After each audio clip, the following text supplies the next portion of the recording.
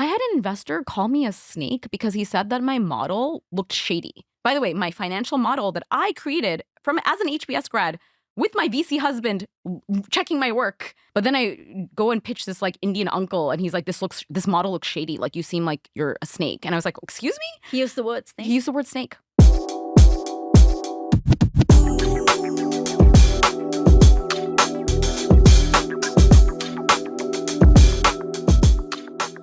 Hi, welcome to Not Me Baby. I'm Ipsita, your host. This is a podcast for builders, wanderers, wildcards, people who've done their own thing and not followed the path. I am very excited about our guest today. We've got Snigdha Sur, who is the founder of the Juggernaut, which is a media publication centered around the South Asian experience, from pop culture to politics and identity. She's got it all covered. But we're going to talk about so many more things today because Snigdha is so much more, and she's not just lived a brilliant path, but she's made her own. And I'm just so excited to have you here, Snigdha. Ipsita, thanks so much for, having me here. And I can't believe this all came from me just chatting with you for a story. So I'm really excited to be here. Yeah, I think, Snigdha, even while I was just looking up everything and while we're having this conversation, right, it's brilliant the number of things that you've done, the kinds of things that I can reference. There's Howard, there's Yale, there's McKinsey, there's you being a coder, and then there is Juggernaut. What's going on, Snigdha? I love everything, but what's up? What's up as in like why have I done so many things? Or How has it happened? There's no why. There's never a why. But how did you end up doing so many different things? yeah, I think for me, I was always pretty. I think I grew up very, very lucky in the sense that I just was a nerd from a very young age, and I just knew I was a nerd, and my parents knew I was a nerd, and for me that meant like I would go to the library all the time, the Queens Public Library or the Bronx Public Library, and take out the maximum number of books and read a lot. And I think that for most of my life, I wasn't trying to do um I don't know how to explain it. Like I wasn't like none of those things were expected for me. I was the only person in my family who went to an Ivy League school for undergrad. I was the only person in my direct cousins family who left the state for undergrad. Actually, everybody did local schools. I was the only person I think who left the borough for high school. So I think I've always just been a little bit different in that way. And I think in terms of how it happened, I couldn't tell you, like you said, but a lot of the path has just been trying to be the best I can be in whatever I've chosen, trying to learn the most I can, and then seeing where life takes me from there, I guess. I love it so much. And it's very interesting that you say that it's been very different for you as opposed to everything around you. Was that intentional? Um, Again, like I don't think it was intentional. It was just like noticing that I think my parents allowed me the grace to be myself because I'm an only child. And like I said, I was never similar to my cousins. And so a lot of like doing something different, it never felt like I was doing something different at the time. It just felt like I was doing what I needed to do at the time. Like for my high school, we have to take a test to get in. And I remember my parents being like, of course you should take the test. Like that's not even a question. So I took the test and I got into the school called Stuyvesant, and it was out of the borough. And my dad was like, of course you're going to go to the best high school. Why wouldn't you go? So I think a lot of it was just, I don't know, doing well on tests. I have no idea. Yeah, no, and it's so interesting, Snigdha, because I just realized you mentioned that these are things that you were just naturally driven to do, right? It's I call it out specifically because I think growing up I've had the experience of not knowing who I am and not being able to identify my authentic self. So I'm curious if did you always have clarity about who you were, what your authentic calling was? I don't think like when you're young, you necessarily know what your authentic calling is. But I would say that I had a very good sense of who I was in the sense that like I knew I loved reading. I knew what gave me energy. I knew what I could spend hours doing. I've always loved writing. I've always loved watching movies and Bollywood. And, I always think like you should create the stuff that you know because you've developed expertise in things that you might not realize, right? The Juggernaut does cover Bollywood. And the reason we cover it I've had trolls ask me, we have too much Bollywood coverage, but I don't think anyone says that, that magazine has too much Hollywood coverage. But Bollywood is actually one of the biggest film industries in the world. It's larger than Hollywood in many ways. It has way more films a year. It has way more viewers a year, from Uzbekistan to Peru to Nigeria to Russia. People all over the world watch Bollywood, to China. And it just doesn't get the same due, because when it comes to dollar terms, it seems like it's smaller. But when it comes to eyeballs and when it comes to impact and sheer volume, Bollywood's so huge, right? And so I think I wrote Harvard Business School's first case on Bollywood. It was on Raj Kapoor and socialism, and why his films spread across Russia and the Soviet Union during the Cold War. And then I also wrote about it, a lot about Bollywood, for my senior thesis for undergrad. So my point here is like, how does somebody get into becoming an expert in Bollywood? Honestly, it's just that, 10,000 hours rule. It's like just watching a lot of films. It's just talking about it a lot. It's about writing about it a lot. It's about thinking about it a lot. It's about interviewing people there. I interviewed a lot of people in the industry when I was 20 for my research project. So I got to learn from the best, I guess. And so, yeah, I don't think I'm answering your question, but that's an example of things I've done differently. But I think people took for granted. Like, I helped invite Shah Rukh Khan to come to Yale, and like people were like, "How did you do that?" And I was like, "Well, I wrote 12 pages about it and why the case for bringing Shah Rukh Khan to Yale." So I don't know. I feel like you can just. I know this is such a Twitter phrase, but you can just get up and do things. You can just do things. Yeah, no, and it's, I mean, that's literally what I was about to get to next, which is, what do you think made you just get up and do things? Are there any specific childhood experiences do you attribute it to your parents? What would you give? I don't know. I don't know how much I can attribute to my parents, because both of them think I'm just really strange. As in, like, I'm not exactly like either of them. Maybe I get my stubbornness from my dad, my persistence or stubbornness, whatever you will call it. And then for my mom, I think I get my street smarts. But I don't think I really couldn't tell you. I think I need to have a psychologist to tell you why I'm weird. I'm pretty sure that if I die and they like, if I donate my body to science and they dissect my brain, they're like, this girl just had a really weird brain. I have no idea. I mean, I love that you're here, because I feel like this podcast celebrates the weird. So I feel like this is the perfect way for you, because Yeah. I love it. And it's now that we are getting into Bollywood itself, right? Now, while you've had connection to it throughout your Yeah. university, what made you really switch from McKinsey into this entire space? How did that happen? Yeah, I think that for me, my first job out of college was McKinsey. And at the time, again, I never thought I would get that role. They only hired, I think, 5 people for my entire year into the McKinsey New York business analyst class. And it was considered to be a very prestigious role or something. And it was, sorry, I'm not putting down McKinsey, guys. I'm just saying that's how I never thought I would get that job, because I always viewed it as to be like this crazy thing that only the smartest people did McKinsey. So when I did that for a couple of years, and then a lot of my friends from McKinsey were going off to SF, because this was like the big time of Stripe was becoming big, was becoming big. It was the first major mobile platform shift. It was like the era of DoorDash. It was all these big consumer companies that were growing really fast, or B2B companies that were growing really fast. And a lot of my my BA friends from McKinsey were going to SF. But for me, I interviewed there. I got a job there too. And I couldn't see myself there. I just was not super into SF. I'm a New York girl. I needed a city that was more like me. And so I just called up one of the directors I had interviewed when I was 20, Vikram Aditya Motwane. I was like, "Hey, can I just like do stuff for you guys at Phantom Films?" And he's like, "Yeah, sure, come over." And so I moved to Bombay without a job and just lived off of my savings for a bit. Read some scripts at Phantom Films, did some production work, but then ended up finding my way, did various things. But like, I would say that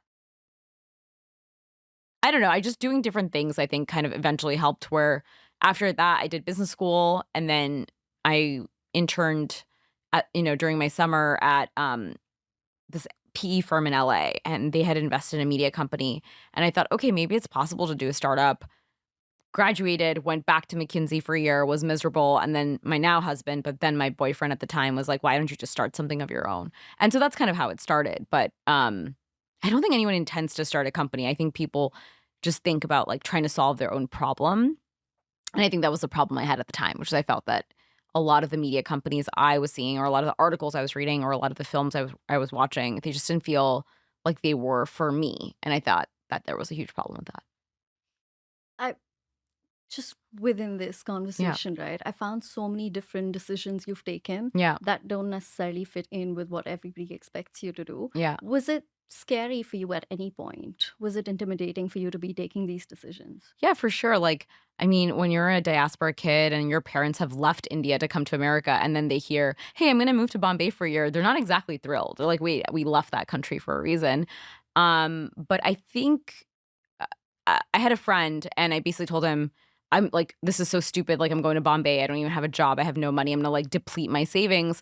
And he basically told me to list all the worst things that could happen.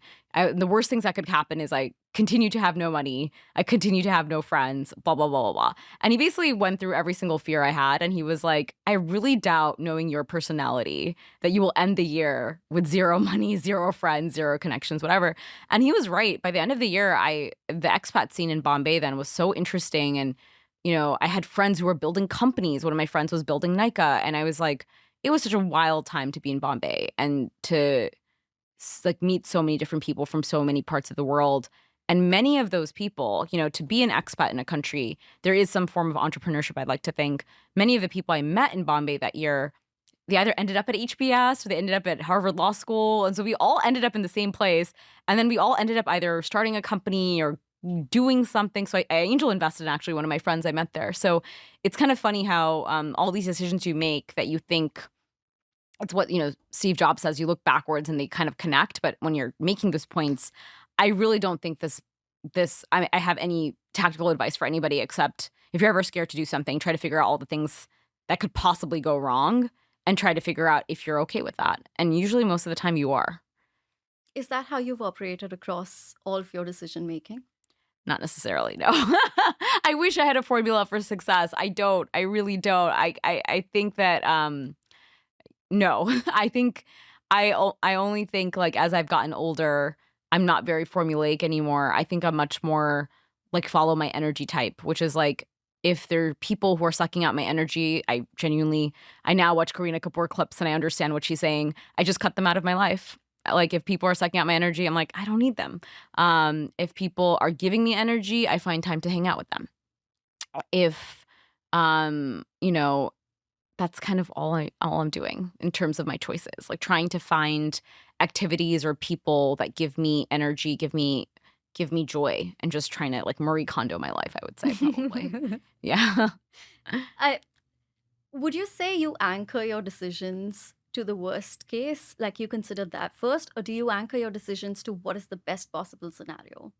And I don't just mean when you've been successful. I also mean it could be small decisions, it could be big decisions. Sometimes it doesn't necessarily need to have worked. Mm, give me an example. Like give me an example of decisions.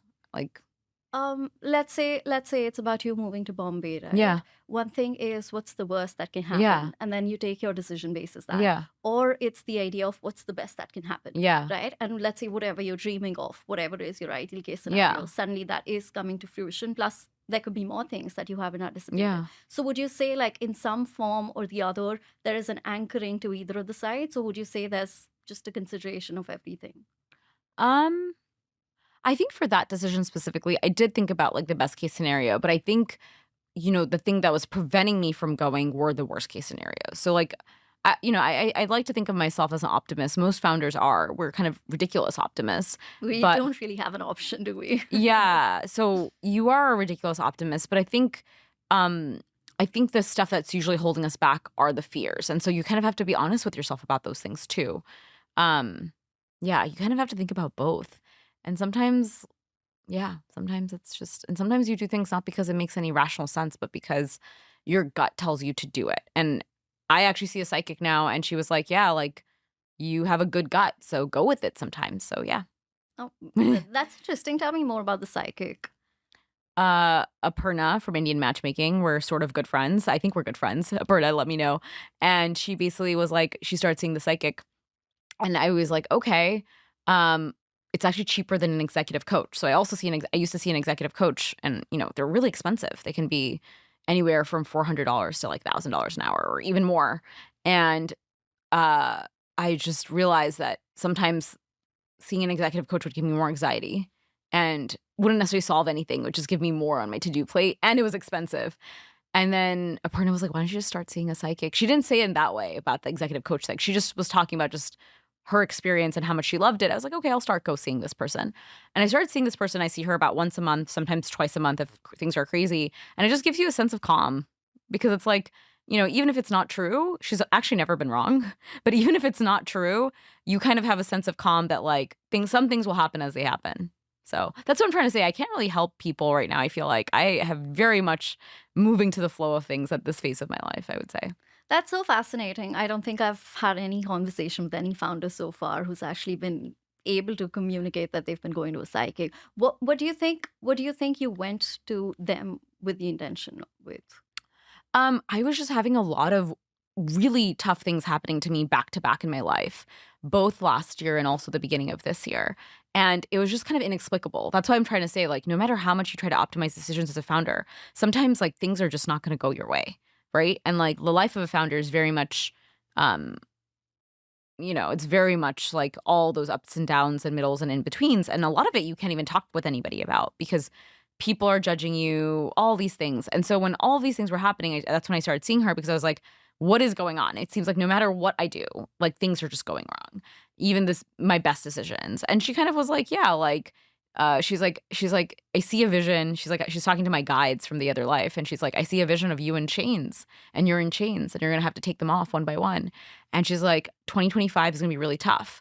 But by the end of it, it's gonna be way better. The chains will be coming off. And so just like knowing that there's like an end in sight, that there's like a light at the end of the tunnel. You know how they say the best vacations are not when you go on vacation, it's when you plan the vacation? Because the vacation is coming. That's when you feel the most sense of relief. No matter what happens during the vacation, as soon as you book your flight, you kind of feel, oh my God, great, I booked my vacation. This is amazing. And so that was really helpful. And then, I'm still going through a bunch of health issues. And she basically said certain things to me that like made me feel, okay, like there's some things I can't control. And I think for type A personalities, that's kind of good to know.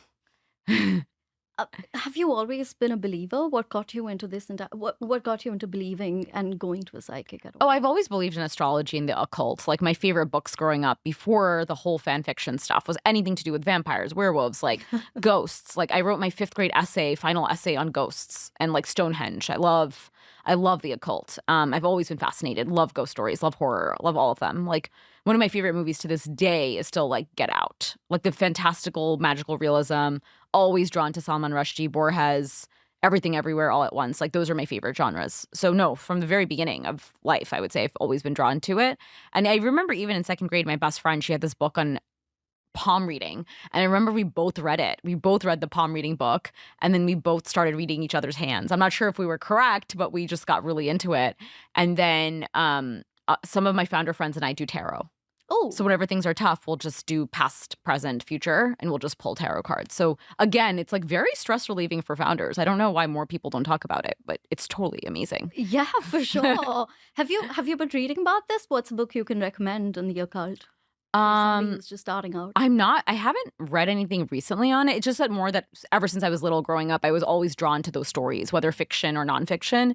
I was always drawn to those kind of things. Like I was watching The Ring when it came out. My parents were like, "What are you doing? Like this is not for you." And I was like, "No, I'm just gonna watch this." I was like obsessed with horror films.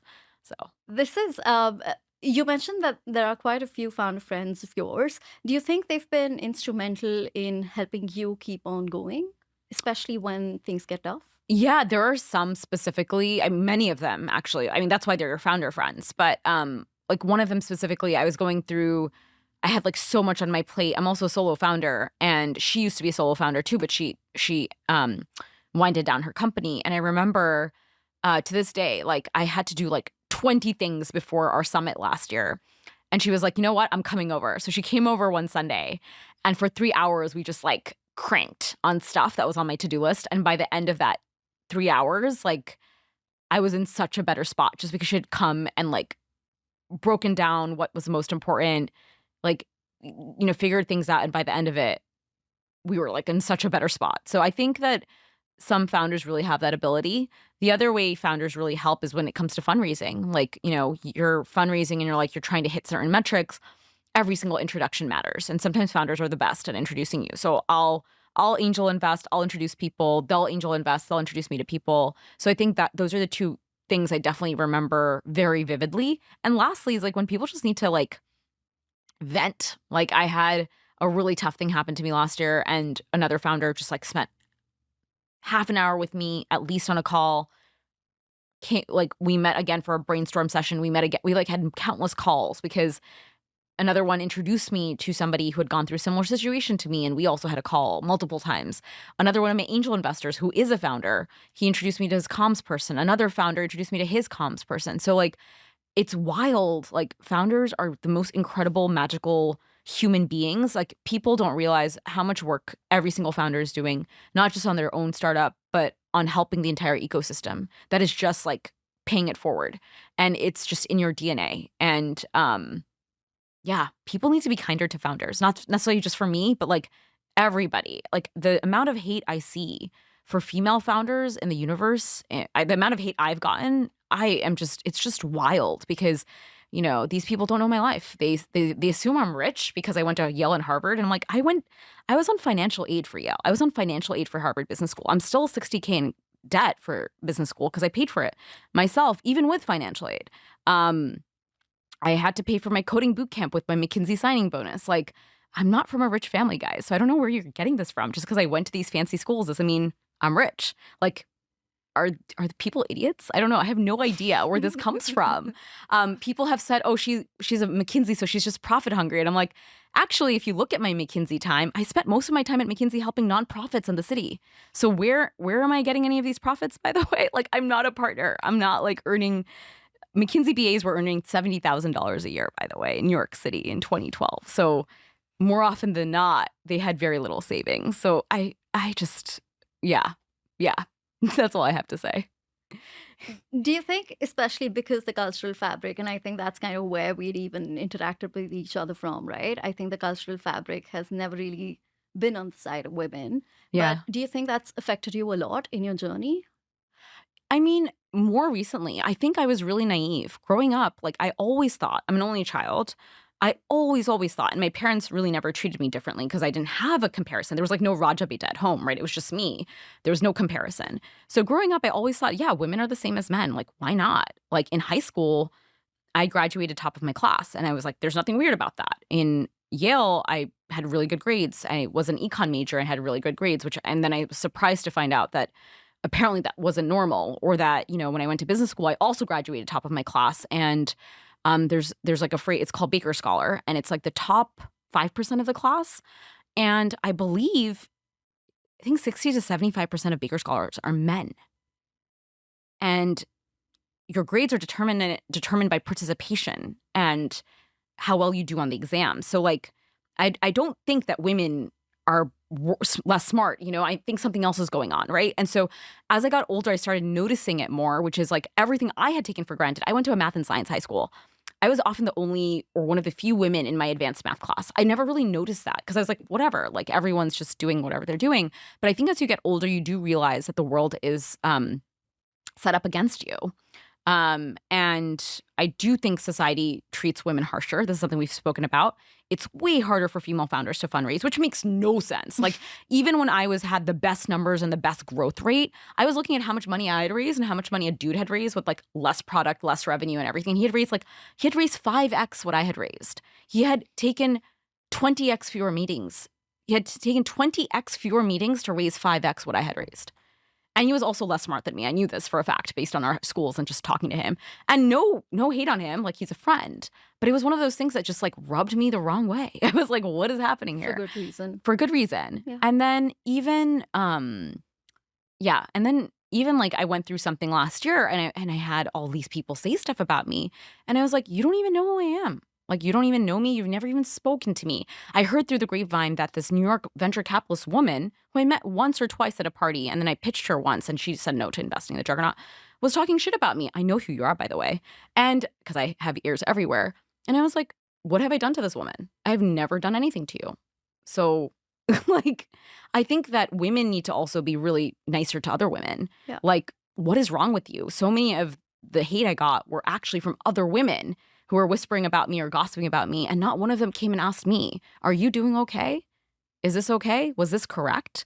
Um, and the thing that happened to me last year was also instigated by 3 women who were my ex-employees. And I was like, come on, like, Is I'm that over it. is that something you're comfortable talking about what happened? I don't think I can talk about it right now because I sued this media company for defamation, which I can say. And we have to see the case play out. But it's one of those things is like I've worked really hard for my reputation. My reputation is all I have. And I've worked so hard throughout my life. Like I didn't sleep in high school. I didn't really sleep in college. I didn't really like I was working hard all my life.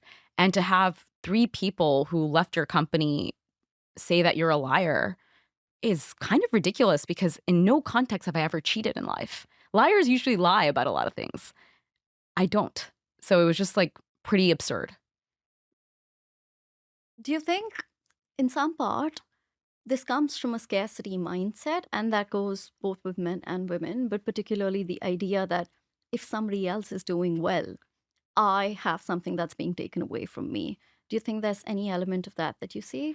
Yeah, I think some of my female founders later after it happened were talking to me about tall poppy syndrome, which is like if any woman is viewed to be successful somehow, then the society is they are ready to take them down. Just sitting there ready. And you're right. I don't think it's just for women. I think it's also for men, but it's definitely much harsher for women. 100%. 100% harsher for women. And I'm actually kind of unapologetic. I've never been apologetic. Like I remember in business school, I used to raise my hand a lot to participate when I felt like participating. And I was told to speak less by one of my classmates who was a man. And I was like, why? Why are we doing this? Like, if a professor has a problem with me, they won't call on me. But why were the professors calling on me? Because they probably thought I had something good to say. So, like, it's just this weird kind of policing behavior, which is like, no, the world is not zero sum. We can all be exceptional in each of our own ways. That's why I keep on saying, find your expertise, find what gives you joy, because that's how you create joy for other people and how you create value for other people. Trying to spend your life taking other people down, that's a sad life. I don't think you're going to feel joy. I think you will face karmic retribution. Like something's deeply wrong with you if like you relish in other people's um like what fake downfall. Like I think Misery. I think that's kind of sad. And I'd rather spend my time finding joy in my life than trying to find negativity, I think. Yeah. It's I want to go back to what you spoke about, right? Which is the dissonance between your experience growing up at home versus the real world. Yes. And I speak about that primarily because I've grown up with an elder sister. And fortunately, parents of mine have been extremely progressive. They never treated us differently. So, again, similar experience, right? Never even knew something like this happened. And then as you keep going through school, you go to university, you go have different experiences out in the world, right? At multiple steps, you start realizing there's something that's off. And there is a massive element of questioning your identity, questioning if you're doing something wrong. Do you think that's something that you went through? Do you think that percolates into your founder journey? Oh, 100%. Like, I think you've told this story before, but after the dude told me to talk less, I actually took him seriously. I was like, oh, maybe I am speaking too much. And I stopped raising my hand. And then I had this like brilliant idea. I then started measuring how many times I was speaking versus other people. And then I realized, dude, I'm actually not speaking more than anybody else. And then I started raising my hand again. And then I even told him next time, I was like, next time you want to complain about me, feel free. But I actually checked and I don't talk more than anybody else. And I'm going to continue speaking. And guess what? I became a Baker Scholar and he didn't. Because guess what? He's not that smart. Sorry, can I say that? Can I say that? You can say whatever you want. But don't be a dick to women. That's what I want to say. Like, don't. Yeah, but Snigdha, I think so. One thing that you did, right? You went back to data and you were just like, hey, I'm not speaking more than anyone else. But I feel like that's also a disservice to us, right? Because the fact that we're even trying to fit into what others are doing, maybe you do speak more than the others, and that's completely okay. Because at one point, a man will, and nobody's going to be questioning that man. That's also So true. I feel like for us as women itself, the experience that, oh, maybe if there is a benchmark set by a man, I can still go to that standard, but going beyond that is somewhere where we might be losing ourselves. Yeah, for sure. I also think like, I got married recently, like a few months ago. Congratulations. Thank you. And I've been with my husband for about 8 years. And I will say that one thing that's really interesting is that viewing the world through his eyes, because he's a venture capitalist and he sees it from the other end. So he's the one who's investing in founders. And he told me, like, he hadn't realized how unfair the world was in venture capital until he saw my fundraising journey. He's like, this is ridiculous because he can see my metrics, he can see my numbers. Mm. I had an investor call me a snake because he said that my model looked shady. By the way, my financial model that I created from as an HBS grad with my VC husband checking my work. So this is a guy who, like, my husband has raised tons of money and invested in tons of companies. And he reviewed my model and he said it was a great model. All my angel investor, who's actually a founder and has raised lots of money, said it was a great model. But then I go and pitch this like Indian uncle, and he's like, this model looks shady. Like, you seem like you're a snake. And I was like, excuse me? He used the word He snake. used the word snake. I even called up one of my angels, who's like a very established VC in New York. And I was like, Andy, like, is it okay for somebody to call you a snake? And he like laughed. And he was like, laughed because he was like, of course that's not okay.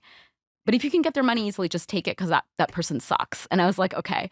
But I was so miffed by the experience. Like, I was so For turned sure. off. I've never been, like I said, like the fact that people called me a liar, the fact that people called me a snake, the fact that people called me shady. Talk to any of my actual investors or any of my friends. That's like the furthest thing from the truth. Like, my face is so expressive. Like, I just say what I mean. I'm so direct. I'm like the exact opposite of all that. After that experience, I was like, I just don't want to talk to this guy. You know, I don't want this person on my cap table. Yeah, for sure. Also, I mean, I can't even wrap my head around it because that's just wrong. You Yeah. just don't do And he also that. said that my pitch deck was ugly. And then I was like, what? And then I again, these like the actual VCs had seen it, and actual my angels who had raised money had seen it, and they all loved it. So I was like, am I like, what's happening here? And I realized, like, these are not the people you want to, engage with. Do you think you've often felt disrespected when you're speaking to people? And does this span across geographies or across cultures? Or you mentioned that this was a South Asian old. Oh, I call it the Indian uncle test. Yeah. There's a cusp. There's a cusp. Okay. There's some Indian men, I think, who are very cool and very progressive. And I think we're raised similarly with similar values that, men and women should be treated equally or as equally as possible. Sometimes women are better and sometimes men are better, fine. Or sometimes they are better, people who are not women or men. Yeah. And I think those investors do exist. But then there's a cusp that they cross. And then there's like, they turn really, like, I call them kind of crusty. And then they kind of like ask you stupid questions or like don't give you a real shot. I had a person who I thought was one of my mentors, and I asked him to invest, and he was like, how much do you think you're worth? I'm like, what do you mean? He's like, how much do you think you're worth as a person? I was like, what? He's like, what do you think of me instead of investing in your company? Because I think it's going to fail. Me investing in you as a person, and I get a stream of your income every year. And I was like, what? And I was like so upset because he could have just written me a 25K check. Instead, he said, what do you think you're worth? And I was like, what? And anyway, my point is, like, I think that I don't think I'm disrespected because I'm a woman per se. I just think that the biases are so intrinsic that like people aren't even noticing that they're treating people differently. Like, I asked my own husband, like, can you count how many female founders you've invested in? And he had to think about it. But he wouldn't call himself biased. I wouldn't call him biased because I live with this guy and I've taught him what bias looks like. But it's just so intrinsic that they're not realizing it. But I don't let it get to me anymore. I really don't. I'm just going to build what I want to build. And once my energy runs out, I always, my biggest investor is this amazing guy named Charles Hudson. And he invested in me before there was a product, before I had revenue. He just had faith in me. And even when things would go badly, I was like, Charles, what do you think? He'd be like, I have faith. You're going to figure it out. You always need that one person. And he basically would tell me, Snigdha, like, I've never seen founders run out of money. I've seen founders run out of energy. Because like, if you're running out of money, if you're running out of runway, if you still believe in the idea, founders will do whatever it takes to get more money. They'll beg, they'll borrow, they'll like get a loan, they'll like talk to more people, they'll like sell their company. Founders will do crazy things to make their company survive.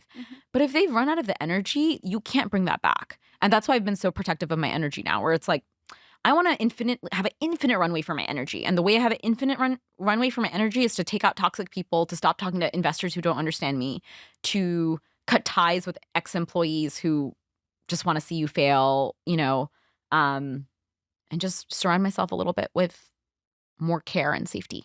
Yeah, I have two tangents that I think I want to jump to from this conversation itself. The first part, the energy part, right? First of all, I love the phrase, which is founders don't run out of runway, they run out of energy.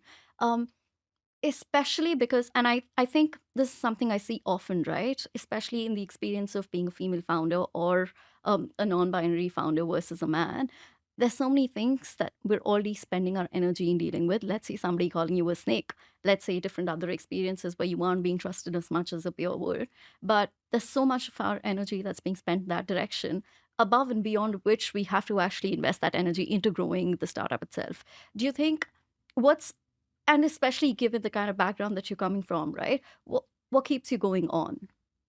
Yeah, I think for me, my energy is I've always told myself I have a mission, which is I really, really believe that South Asian culture is misunderstood on the global stage. I was a South Asian studies major. Many people don't know that. They're like, why is this girl founding this company? I'm like, well, because I probably know a little bit about this stuff.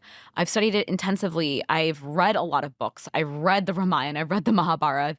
I've watched them. I've watched so many films, so much cinema, um, and studied the politics, the geopolitics, all of it. And so growing up, just like being such an avid reader, being such an avid consumer of films, I would always notice that the way people talked about Hindi cinema or the way that people talked about Bengali cinema or the way they talked about India or Pakistan or Sri Lanka was just so superficial. And it was, and I've said this so many times before, it was always poverty porn, like look at the feet, like Slumdog Millionaire, blah, blah, blah, blah. And I just was like really tired of it. And so I told myself my mission in life is to diversify storytelling. My mission in life is to elevate South Asian culture and use, and also to challenge it and question it and unlearn and learn. And I'm going to keep doing that. And the moment I run out of energy runway because my haters are going to keep hating or whatever, that's the moment I'll shut down the Juggernaut or I'll sell it or something. But for now, I think I still think I have a little bit more to give. I still would like to see, you know, I would still like to one day meet an investor who can just give me that blank check so I can actually grow it in the way I want. It's never been easy for us to raise. And I haven't met that investor yet. So if you're out there, let me know. But I think that that's the one shot swing I'd like to give it. But I kind of gave myself like 10 years. And I think the 10-year mark happens in 2029. And at that mark, I'm going to see and say, well, did I accomplish what I wanted to accomplish? Do I have the resources to accomplish more of what I accomplished? And if I don't, frankly, I'm going to just let it go because I just don't have the energy to fight anymore. I just don't. But what do you think is the ideal state of where you'd like Juggernaut to reach? Oh, I want it to be in every household. Like my dreams are everything from creating a TV studio to a film studio because I that's my bread and butter. I know what a great story is. Like no matter what the medium is, whether it's written word, video, podcast, um, film, TikTok, I just know what a good story is. I know what a good South Asian story is. I probably know that like deep in my bones. I can't even explain it to you. And so that's the vision I have, which is like I'd love to see us executive producing stuff. I'd love to have our shows everywhere on Netflix. I'd love to have, events every month in cities around the world. Like that's the vision I'd like to see in terms of where our company goes. I love it so much. I love the energy that you have right now. And although you say that you're running out of it, honestly, I don't see that at all. I can see you be completely energetic right now. And I mean, yeah, I feel like we could have that conversation separately, but I'm sure there'd be a lot of people Well, willing to invest. the reason you see me being energetic is because I've had to be. I think because of what I went through in 2024, I quickly figured out who like my friends really were and who my actual star investors were, like who are the investors in my corner. And I think when you go through that kind of crucible moment, like I said, like, I was just pulling a Karina. I was like, got to cut out the negative energy. That's why I even have this energy is because I had to be so specific with the boundaries. Like even when you were texting me, I was like, okay, I only have an hour because I know I have like 50 things to do and I need to like protect each thing and like let it grow. 100%. But no. It's cool that you mentioned pulling a Karina. Do you think Bollywood has influenced a lot of your life, a lot of your decisions in any form? Oh my God, so much. Everything, everything. My college essay was about Bollywood. And it was like actually, I still remember my college essay vividly. I can't find it, but maybe Yale has it. Yale, do you have it? Please send it back. But I still remember it vividly because what I wrote for Yale, you could write two essays. I wrote one on Bollywood and I wrote one on the spelling bee because I was one of the spelling bee people that went to nationals. And for the Bollywood one, I wrote about um, Om Shanti Om had just come out. Mm. And you know that speech where he says, if you think about something and if you want something, the entire world will come together to make it happen for you. And I wrote about why Bollywood I don't love Bollywood because it just has a song and dance. I actually wrote about it. Like, people think people like Bollywood because of the superficiality. They think it's because it's fun. They think because it's casual. They think because it's a song and dance. Actually, I like Bollywood and I love Bollywood and I deeply am obsessed with Bollywood because it gives you a sense of possibility. It has so many moments where things don't make sense. Like, the songs are often a suspension of disbelief. The premises are a suspension of disbelief. The romance is a suspension of disbelief. Um, it just makes you think anything is possible. And even the biggest and most loved stars have that impossibility about them. Like, why do we love Shah Rukh Khan? We love Shah Rukh Khan because he was a theater actor from Delhi who lost so much. He lost his father, he lost his mother. He had like basically no money. He came from a very educated family, though. That's what they invested in. And he shows up in Bombay, has this love of his life, whose family doesn't think he's worth it. Shows up in Bombay, does all these roles that nobody else wants to take. Everyone else doesn't take him seriously. He just does it. He does it with gusto. And he becomes this huge superhero. I mean, sorry, superhero. Basically, like the best hero Bollywood has ever seen. Even if you think about why people love Rekha so much, same story. She was a child actor. Her parents essentially kind of abused her talent. And she was forced into films from a very young age. She even has stories where she was like, I didn't even know the language and people were like hitting me and slapping me and making me do stuff.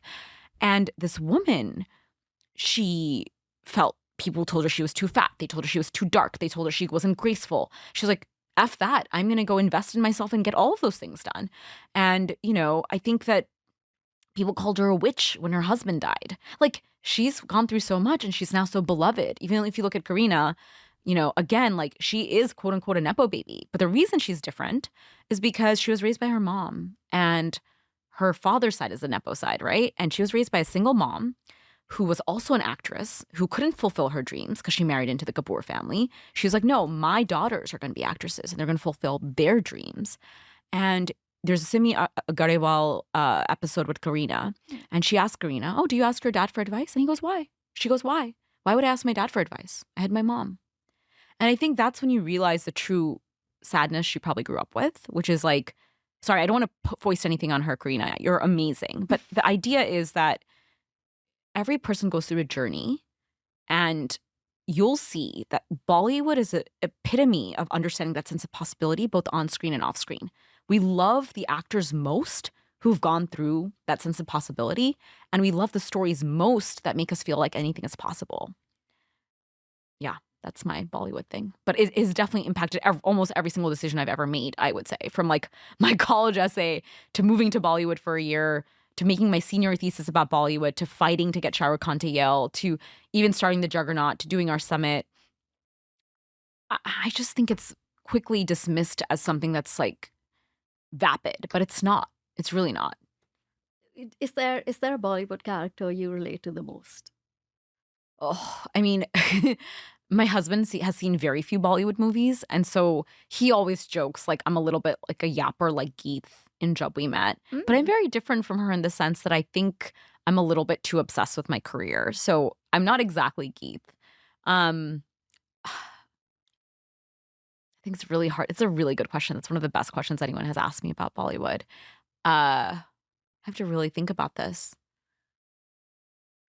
My favorite character.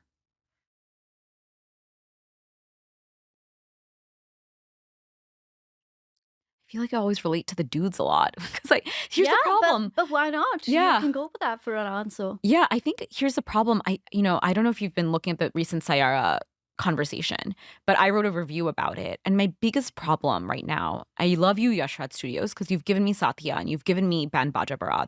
These two films, in Satya, the woman wants to be a doctor. Yeah. She's incredibly motivated. Like, Yeah. she's rising up from being a, let's say, lower middle class. She wants to become a successful doctor. Band Baja Barat, the woman is the one who wants to be the entrepreneur, and she's starting her own business, and the guy is joining her. Yeah. Those two films, if you can imagine, were so incredible for me that because I was like, I was watching them in my teens and I was like, yeah, women can do anything. Then you watch a film like Saiyyara and the woman, she's just writing lyrics for the dude's stardom and she doesn't even once ask for writing credit. She does all of her interviews for her job I don't see any sense of ambition in her. She says she wants to be a writer, but what does she want to write? Does she want to write a novel? Does she want to write lyrics? Does she want to write a poem? I don't know what she wants to write because this character is created entirely in service of Ahan Pandey's character. Yeah. Sorry, that's like my little side hustle, like side conversation. But to your question about if there's a character I relate to most, I guess that's why I've often not related to the women.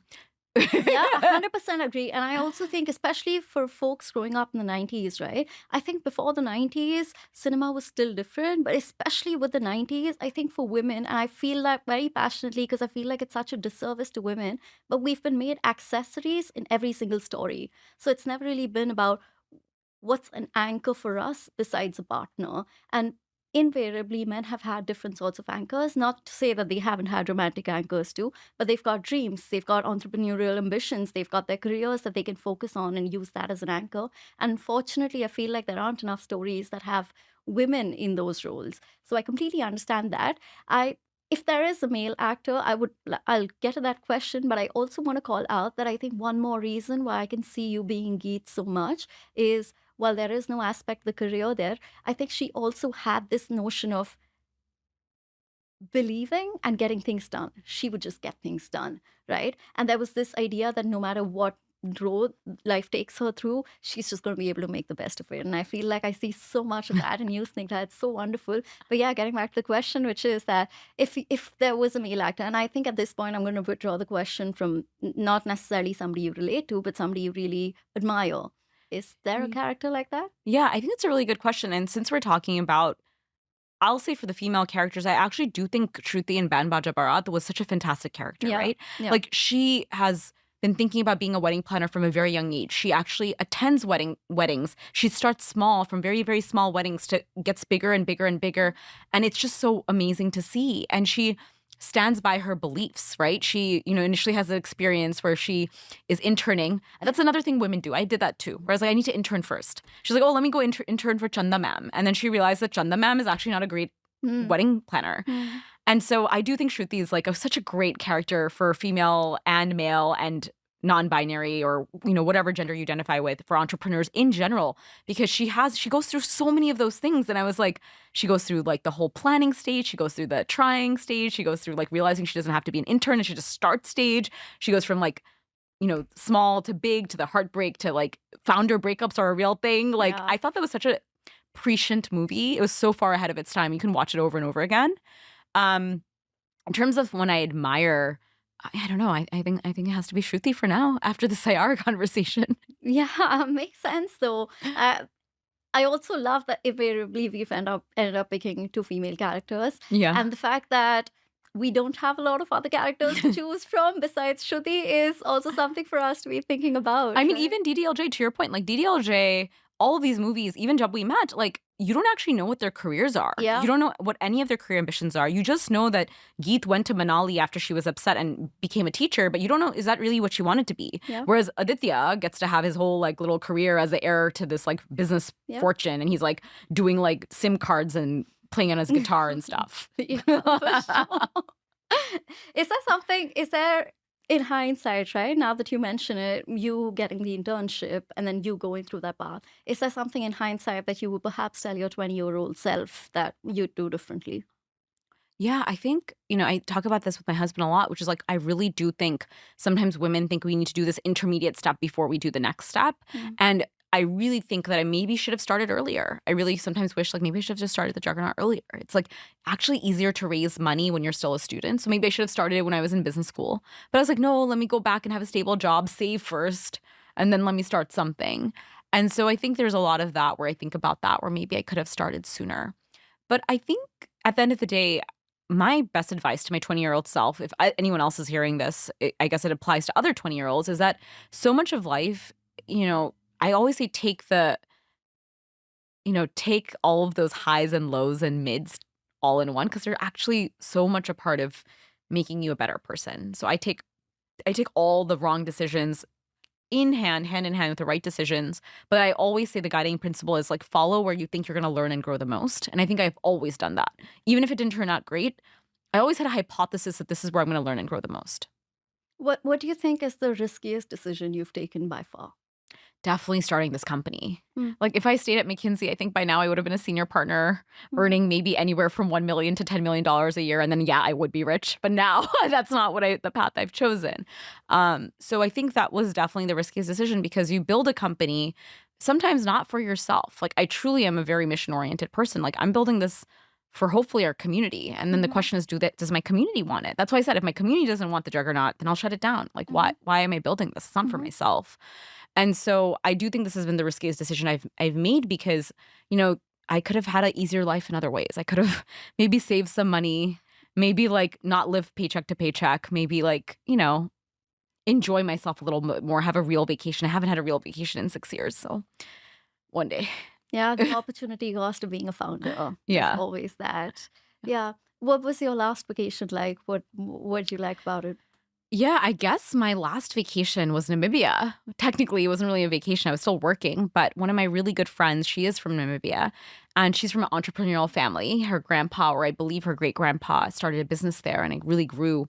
And she lives in London. And so she was hosting her 40th birthday party. So we went to Namibia and we went to so many different cities and not cities, so many different areas and deserts and desert lodges. And it was one of the most beautiful countries I've ever been in. Like Mm. just being in nature, being in wildlife, seeing that diversity, just getting to enjoy it and like seeing the stars and being in the southern hemisphere, you see different stars. And because I love constellations and because I love those stories, it was just beautiful. Do you think there's an element of whatever the feeling was, whether it was peace or it was something else? Do you think there was an element of that helping you take different decisions at work? Uh you mean like did the Did you, vacation help me? yeah, for sure. Did the vacation help you?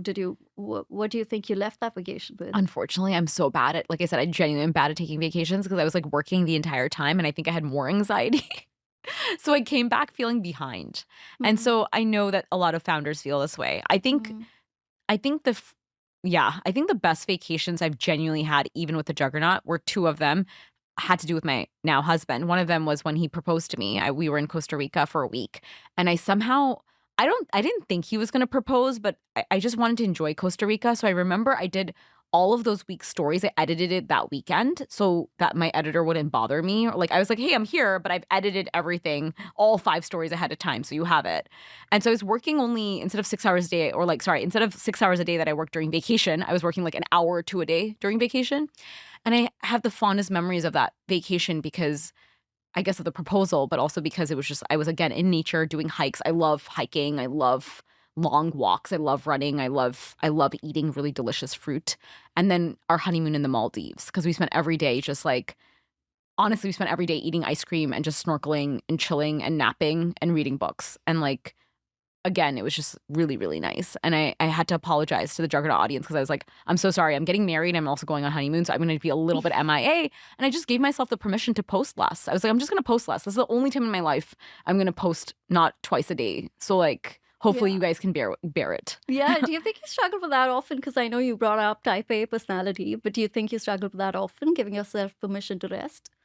100%. My husband's always mad at me about it. He's Mm, always like, can you please, he even told me, like, can you do something so that you work later on Fridays so you're at least taking Saturday off at least once a week? Because I work every single day. I don't take even a day off, even on the weekends. And that probably gets to me, right? I do have some health issues this year. And he's like, you probably need to do something. You need to change something. So, yes, 100%. I'm very bad at this. What do you think you're going to be doing about it? Is that something you're consciously trying to work on? Is that something that you're happy to work with as is right now? I think I did promise him that I'm going to try this week to work a little bit longer on Friday Mhm, so that I'm not working on Saturday. mhm. So let's try. I'll report back if it works. Yeah, for sure. I'm excited for you. I'm very curious about where Juggernaut is at right now, where you're seeing it going, especially with things evolving for you, even for yourself, right? Yeah, I think basically I have to figure out a way where I want, I think basically for the Juggernaut, a lot of what I'm trying to think about is the next phase. And so I always, again, I've spoken about this before, but I always think about what never changes and what always changes. And what never changes is a good story. What Hmm. always changes is a format. And right Hmm. now, what we're seeing is like the TikTokization of everything. Yeah. So Instagram, where carousels would do really well, now it's all about video. So we have Yeah. this amazing video intern this summer, Kriti Jain, and she's been helping us do way more video. So that's been some of the where we're headed. We've even shot in this studio to do more podcast style video interviews. So that's a little bit of where we're headed, way more video. We're also doing I want to do more events, but I'm giving myself until February. Mhm. We were supposed to have a summit this year, but I've actually pushed it to February because I was like, I need to protect my health. I Mhm. need to like rest up because I just had my wedding in February. I can't keep going. Yeah. So we're going to move our summit to either February or March. And so I think we also want to do more events. And I do want to figure out how to executive produce a film. There's one producer I met recently and I love her. I just dog sat her dog recently and we're trying to figure out if we can collaborate on something. So I just really want to go to where I'm feel creative and like I said, joyful. Just done with just done with the negativity. I love that so much for you, Snigdha. I think we're good to wrap this up, but before that, I have three questions for you. Okay. The first one of which, and I'll take this from you itself right now, right, which is moving towards positivity. But I'm curious about how would Snigdha Sur define success? For me, success is being the best version of yourself in good times and bad. Mm. That's success. And for me that means learning a lot, growing a lot, creating value in the world, like making so much about love, being successful is actually making the lives of other people better. It's not really about you. The most successful people in my head, like even if you look at Shah Rukh Khan, even if you look at um Sal Khan of Khan Academy, they've made the lives of so many people better. So for me, that's what success is like I'm being the best version of myself. I'm giving the best version of myself to the world. And I've created the most value I possibly can with the resources and expertise I have for the world. And I know that sounds really tacky or generic, but that's kind of how I think about Absolutely not. If that's you, then that's what it is. And I think that's what this podcast is about, being as authentically yourself as possible. I also feel like it's so brilliant that you've picked up the medium of stories because I think stories have so much power in them to inspire people, to keep them moving, to show them the light at the end of the tunnel, even when things are bad. So I think you've picked up a great Yeah. format and a medium to be able to do that. Yeah. And then two questions. One is, if you had to pick just one word to describe your journey so far in life, what word would you pick? Okay, I've stolen this word from one of my best friends who's getting married later this year. But he likes to describe me, as I hope as I do this right, as indefatigable. I'm never tired. He's like, you keep going. He's like, you're like this energizer bunny that keeps going. Like no matter, the things that come my way, the good, the bad, I just keep going. And I think that's the word I would probably use. I love it. Resilience at the essence Yeah. for you to keep going. And if there's one word that you aspire towards for the rest of your life, what would that be? I'll go for a feeling. Don't just stick to Yeah, yourself yeah, with a yeah, word. yeah. I think joy. I think that's a word I've used a lot this session, but I think I'd love for more of my life to be about joy and less about suffering. So definitely joy. Yeah, and also I think for you, peace, right? The Yeah. Karina part of it, where Yeah. you're cutting out the toxic and you're coming back to whatever is most you, Yeah. most Doesn't peaceful, Karina most look joyous. so happy right now? She looks 100%. she looks like she's like having the best time of her life. 100%. Yeah. 100%. There is absolutely no doubt about it. Snigdha, it's been such a joy speaking to you. It has been an absolutely wonderful conversation. Thank you so much for putting your heart on the sleeve out there and sharing so many things about yourself, about your life, about your journey, and so many things that mean so much to you that you've been able to bring forward. Um, Parting question, if there's one advice you could give to a 20-year-old out there, not just in terms of career, but in any way about what they could do right now towards finding themselves, following their own different path, is what would you? Yeah, I think we talked about it a little bit earlier, but I would say just follow your energy. Like, just be really observant. Like, Mm, notice when you feel down and mm, notice when you feel like you're in flow. Like, when you mm, feel like, oh my God, hours have passed and I've been doing this and I've had so much fun doing it. Where is your energy going? Because often it's easier to excel in the things that honestly you feel like you're really good at. mm, That's where you kind of get a lot of joy. You kind of create a lot of value, create a lot of joy. And I would say keep choosing things that push you and challenge you to grow. Because I've seen so many 20-year-olds choose the path of optimization for today. So they'll mm, pick, oh, the fancy job with the high salary today. But then I ask them, are you going to actually learn that much? Like, what are mm, you going to be like in 2 years? mm, So sometimes you have to play like chess with yourself, which is like, am I going to be in a position in 2 years to be the best version of myself? And like choosing McKinsey, you don't get paid the most, but you learn a heck of a lot because you're pulling 100-hour weeks. You're earning very little, and you have to make do, and you have to be very creative, and you're talking to all these partners, all these clients, and having so many different context switching. McKinsey is a boot camp. People don't realize that. It really is. And so I always think about that. Like, are you doing the thing today that will set you up for what you want to do in the future? And are you doing the thing today that will allow you to grow and learn the most? Love it. Self-awareness and at the end of the day, foresight. Yeah. Some out of it. Thank you so much, Snigdha. It's been such a wonderful time. That's it for our episode today.